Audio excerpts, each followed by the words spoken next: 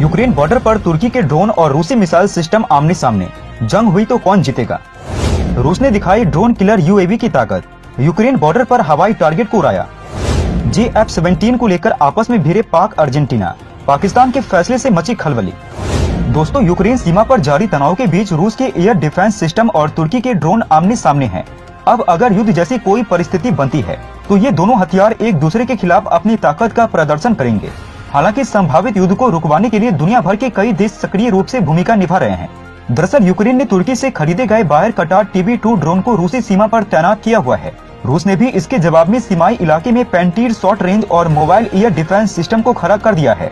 रूस ने हाल ही में दावा किया था कि उसने तुर्की में बने 40 बेरा कटार ड्रोन को मार गिराया है। हालांकि सबूत के तौर पर उसने सिर्फ एक को ही प्रदर्शित किया है। स्टैनफोर्ड यूनिवर्सिटी में राजनीति विज्ञान के प्रोफेसर ने बताया है कि यूक्रेन को तुर्की बाय कटार TB2 ड्रोन का ट्रांसफर गेम चेंजर साबित हो सकता है। एक महीने पहले ही यूक्रेन ने तुर्की से मिले इन्हीं ड्रोन की मदद से क्रीमिया में रूस समर्थित विद्रोही गुटों पर हमला किया था। यूक्रेन की सेना ने कहा था तुर्की निर्मित बायर कटार ड्रोन से एक होवित्जर को नष्ट कर दिया गया और डोनबास इलाके में सक्रिय कई हथियारबंद विद्रोही मार डाला। यूक्रेन का दावा था इन विद्रोहियों के 122 मिमी D-30 होवित्जर के हमले में उसके 2 सैनिक की मौत हुई है। यूक्रेन, अमेरिका समेत कई पश्चिमी देश इन विद्रोहियों को समर्थन देने के लिए रूस की आलोचना करते रहे हैं, लेकिन मॉस्को ने हमेशा ही इस दावे को नकारा है। रूस ने तुर्की के बने ड्रोन का सामना करने के लिए पेंटीर शॉर्ट रेंज और मोबाइल एयर डिफेंस सिस्टम को तैनात किया है। इस मिसाइल सिस्टम की जबरदस्त ताकत को पूरी दुनिया ने सीरिया और लीबिया की जंग में देखा है। अभी सीरिया में रूसी सेना बड़े पैमाने पर इस मिसाइल सिस्टम को तैनात किए हुए है। वहीं तुर्की का बायर कटार TB2 ड्रोन भी कई युद्धों का रुख मोड़ चुका है। नारगोनो काराबाख, लीबिया और सीरिया में अभी में इथोपियाई टाइग्री युद्ध में बायर कटार ड्रोन की सफलता ने इसे चर्चा का विषय बना दिया था। पिछले कई साल में छोटे मोटे क्षेत्रीय संघर्ष में ड्रोन के इस्तेमाल ने अपनी उपयोगिता को बखूबी साबित किया है। इसलिए आज के जमाने में ड्रोन को युद्ध क्षेत्र के नए रणनीतिक और प्रभावशाली हथियार के रूप में देखा जा रहा है। अमेरिका, रूस और ब्रिटेन के कई सैन्य अधिकारी तुर्की और चीन में बने ड्रोन को लेकर गंभीर चिंता जता चुके हैं। ब्रिटेन के रक्षा सचिव बेन वालिस ने सीरिया में तुर्की के ड्रोन को लेकर काफी सख्त बयान दिया था। उन्होंने तब कहा था कि तुर्की में बने ड्रोन वैश्विक भू राजनीतिक हालात को बदल रहे हैं। तुर्की के इस ड्रोन को खरीदने में कई देशों ने रुचि दिखाई है। इसमें कतर और यूक्रेन भी शामिल है। इस ड्रोन को बाइकर कंपनी ने तैयार किया है, जो इसके और अधिक घातक होने का दावा करती है। बाइकर ने 1984 में ऑटो पार्ट्स बनाने का काम शुरू किया था। बाद में वह एरोस्पेस इंडस्ट्री में शामिल हो गया।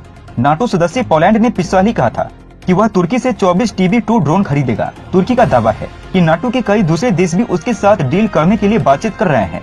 वहीं आपको बता दें, रूस ने यूक्रेन सीमा पर अपने नए ओरियन मानव रहित हवाई वाहन का सफल परीक्षण किया है। ये UAV दिखने में प्रेडेटर ड्रोन जैसा है, लेकिन दावा किया जा रहा है इसकी ताकत कहीं ज्यादा है। रूस के ओरियन UAV ने टेस्ट के दौरान क्रीमिया में एक रोटरी विंग ड्रोन को सफलतापूर्वक मार गिराया है, जिसके बाद विशेषज्ञों ने ओरियन को ड्रोन किलर मशीन करार दिया है। अपने टेस्ट के दौरान ओरियन UAV ने दुश्मन के ड्रोन को मार गिराने के लिए एक गाइडेड मिसाइल का इस्तेमाल किया है। रूसी रक्षा मंत्रालय ने दावा किया है ये टेस्ट साबित करता है कि उनका ओरियन ड्रोन अब युद्ध के मैदान में दुश्मनों के ड्रोन को मार गिराने में सक्षम है। रूसी मीडिया रिपोर्ट्स के अनुसार ओरियन ड्रोन की टॉप स्पीड 200 किलोमीटर प्रति घंटा हो सकती है। इस ड्रोन को रूस के कॉन्स्टेड समूह ने विकसित किया है। इसकी पहली उड़ान 2016 में आयोजित की गई थी और 2020 में इसे रूसी सेना में औपचारिक रूप से शामिल किया गया। रूस ने अब तक इसके 30 यूनिट का निर्माण किया है। इसका अधिकतम टेक ऑफ वजन 1000 किलोग्राम और पेलोड 200 किलोग्राम का है। ओरियन ड्रोन की रेंज 250 किलोमीटर है, जबकि इसे 8000 मीटर की अधिकतम ऊंचाई पर ऑपरेट किया जा रहा है। जबकि इसे 8000 मीटर की अधिकतम ऊंचाई तक ऑपरेट किया जा सकता है। ये ड्रोन एक बार उड़ान भरने के बाद हवा में 24 घंटे तक उड़ सकता है। रूस ने सीरिया में इस ड्रोन का खूब इस्तेमाल किया था। तब इसने जमीन पर कई लक्ष्यों को निशाना भी बनाया था। हालांकि हवा से हवा में मार करने वाली इसकी ताकत बिल्कुल नहीं है। रूसी रक्षा मंत्रालय ने हाल ही में इस ड्रोन के टेस्ट का वीडियो भी जारी किया है। इस वीडियो को पहली बार रूस के सरकारी टीवी चैनल रसिया 1 ने एक डॉक्यूमेंट्री में चलाया था। ओरियन ड्रोन के प्रोजेक्ट को रूसी भाषा में इनोकॉन्डेट्स के नाम से भी जाना जाता है। अंग्रेजी में इसका मतलब प्रेशर होता है। परीक्षण के दौरान ओरियन ने रोटरी विंग यानी पंखों वाले एक ड्रोन को नष्ट करने के लिए एक गाइडेड मिसाइल के एक नए एयर लॉन्चर वर्जन को फायर किया। रिपोर्ट में बताया गया कि ओरियन ने लगभग 96 किलोमीटर की दूरी से दुश्मन के ड्रोन को पहचान लिया था। जब दुश्मन का ड्रोन 4 किलोमीटर की दूरी पर पहुंचा, तब ओरियन ने मिसाइल फायर कर उसे मार गिराया। ये AGTM laser beam riding guidance का इस्तेमाल करती है। ऐसे में इसे अपने लक्ष्य तक जाने के लिए मैनुअली गाइडेंस की जरूरत होती है। इस मिसाइल के एयर लॉन्च वर्जन में कथित तौर पर इंफ्रारेड और टीवी गाइडेड मोड भी होता है। हालांकि ये स्पष्ट नहीं है। इसका इस्तेमाल मिसाइल को गाइडेंस देने के लिए किया जाता है। यह बस ऑपरेटर को लक्ष्य का पता लगाने और उसे ट्रैक करने में मदद करने के लिए किया जाता है। रूस के सरकारी मीडिया आउटलेट RI नोवोस्सी की एक रिपोर्ट में ये भी बताया गया है कि 9M113 Kornet anti tank guided missile का इस्तेमाल सिर्फ ओरियन ही नहीं बल्कि 4 पोस्ट और ऑल्टियस UAV भी करती है। ऐसे में रूस के पास कम से कम 3 ऐसे ड्रोन हैं जो दूसरे ड्रोन को मार गिराने वाली मिसाइलों से लैस है। रूस के ओरियन UAV में पीछे नीचे की तरफ एक रडार लगा हुआ है। इसमें electro optical laser target finder और इंफ्रारेड कैमरा लगा हुआ है। इसकी मदद से ओरियन ड्रोन जमीन पर मौजूद लक्ष्यों पर गाइडेड मिसाइल से हमला कर सकता है। दोस्तों, अर्जेंटीना में पाकिस्तानी दूतावास के इंस्टाग्राम अकाउंट पर JF-17 डील को लेकर किए गए एक पोस्ट से इस्लामाबाद में खलबली मची हुई है। पोस्ट में लिखा था कि अर्जेंटीना के साथ JF-17 की डील पाकिस्तान की विश्वसनीयता में कमी के कारण रद्द हो सकती है। इस पोस्ट के बाद मची बवाल को शांत करने के लिए पाकिस्तानी विदेश विभाग ने दावा किया है कि उनके अर्जेंटीना दूतावास के इंस्टाग्राम अकाउंट को हैक कर लिया गया है, जिसके बाद पूरे अकाउंट को ही ऑफलाइन कर दिया गया है। अर्जेंटीना के पाकिस्तानी दूतावास के इंस्टाग्राम अकाउंट पर किए गए पोस्ट में लिखा है कि हम अर्जेंटीना के साथ JF-17 के सौदे को खो सकते हैं। इस्लामाबाद में राजनीतिक बदलाव के बाद ही पाकिस्तान की मजबूती और विश्वसनीयता को बहाल किया जा सकता है। विफलताओं के लिए राजनयिक कारण नहीं हो सकते हैं। पाकिस्तानी विदेश विभाग ने ट्वीट कर दावा किया है कि अर्जेंटीना में पाकिस्तान के दूतावास का इंस्टाग्राम अकाउंट को हैक कर लिया गया है। मंत्रालय ने यह भी बताया है इसकी सूचना इंस्टाग्राम को दे दी गई है।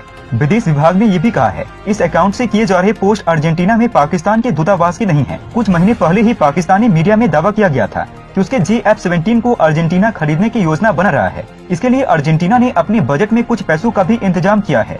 हालांकि अर्जेंटीना सरकार की तरफ से इस रिपोर्ट पर कोई प्रतिक्रिया नहीं दी गई थी। JF-17 को चीन के विदेश कलपुर्जों को जोड़कर बनाया है और पाकिस्तान ने उसमें छोटा मोटा सहयोग दिया है।